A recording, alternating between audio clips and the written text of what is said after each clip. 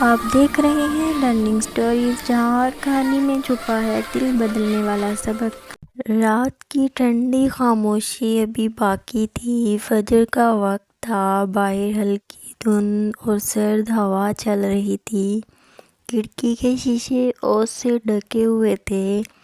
احمد اپنے لحاف میں چھپا ہوا تھا اور مریم کمبل میں گول ہو کر لیٹی تھی۔ بھائی، لگتا ہے آج سردی کی پوری فوج ہمارے گھر آ کر بیٹھی ہے، مریم نے ہنستے ہوئے کہا۔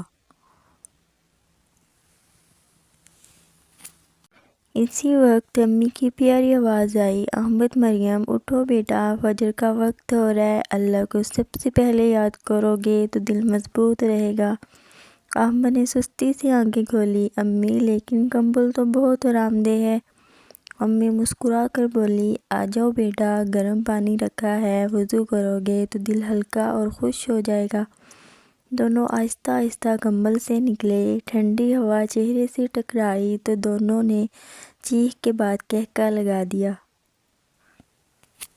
وضو کے پہلے قطرے نے ٹھنڈ کی چبھن دلائی، مگر کچھ ہی لمحوں میں دل میں ایک نرم سا سکون اتر آیا۔ دونوں نے امی کے ساتھ مل کے نماز پڑھی۔ نماز کے بعد کمرے میں خوشگوار خاموشی پھیل گئی۔ نماز کے بعد امی نے چولہا جلایا، کچن میں گھی اور آٹے کی خوشبو پھیل گئی، توا گرم تھا۔ جیسے ہی پہلا پراٹھا پھولا، احمد خوش ہو کر بولا، واہ امی، آج تو پراٹھے کی خوشبو ہی دل خوش کر رہی ہے۔ مریم بولی، اور جب اس کے ساتھ شہد مل جائے گا نا تو مزہ ہی آ جائے گا۔ امی نے کچن سے کہا، جب دل میں شکر ہو تو سادہ چیزیں بھی نعمت محسوس ہوتی ہیں۔ چائے پیتے ہوئے مریم نے اچانک کھڑکی کے باہر دیکھا۔ وہاں ایک چھوٹی بچی ننگے پاؤں پرانے کمبل میں لپٹی سردی سے کانپ رہی تھی۔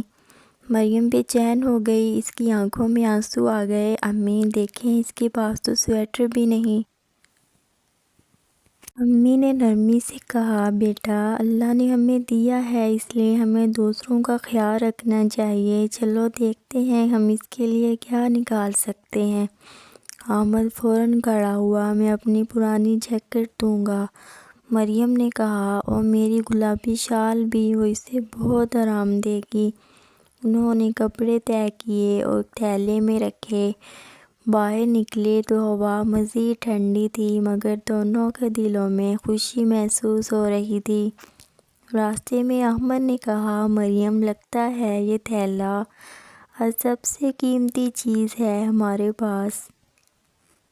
محلے کے کونے پر وہیں بچی بیٹھی تھی۔ احمد نے آگے بڑھ کر کہا، یہ لو بہنا، امید ہے اس سے تمہیں بہتر محسوس ہوگا۔ مریم نے پیار سے شال اس کے گرد لپیٹی۔ بچی نے حیرت سے انہیں دیکھا اور آہستہ سے کہا، کیا آپ لوگ فرشتے ہیں؟ احمد ہنستے ہوئے بولا، نہیں، ہم تم جیسے ہی ہیں۔ امی کہتی ہیں، جس دل میں دوسروں کا خیال ہو، اللہ اس دل کو روشن کر دیتا ہے۔ بچی کی ہلکی ہنسی دھند میں چمکتی گھنٹی کی طرح لگ رہی تھی۔ واپسی پر دھند کم ہو چکی تھی، سورج کی ہلکی سنہری روشنی پھیل رہی تھی۔ مریم نے کہا، بھائی، آج کی سردی پہلے جیسی نہیں لگ رہی۔ احمد مسکرایا، کیونکہ آج دل مطمئن ہے نا، جب دل ہلکا ہوتا ہے موسم بھی اچھا لگنے لگتا ہے۔ گھر پہنچے تو امی نے دروازہ کھولا، آ گئے میرے پیارے بچوں؟ جی امی، ہم نے کسی کی مدد کی اور بہت اچھا لگا، مریم نے کہا۔ امی نے دونوں کو گلے لگایا، اللہ تمہیں سلامت رکھے۔ یاد رکھو، سردیوں کا اصل حسن محبت، خیال اور نرمی میں ہوتا ہے۔ رات کو کھڑکی کے باہر چاند چمک رہا تھا، دھند ہلکی ہو گئی تھی۔ مریم نے نیند بھری آواز میں کہا، بھائی، آج کی سردی کتنی اچھی لگی نا؟ احمد نے مسکرا کر کہا، ہاں، کیونکہ آج کی صبح صرف ٹھنڈ نہیں تھی، دل کو خوش کر دینے والی تھی۔ باہر ہوائیں چلتی رہیں، مگر کمروں میں سکون، شکر اور محبت کی خوشبو پھیلی ہوئی تھی۔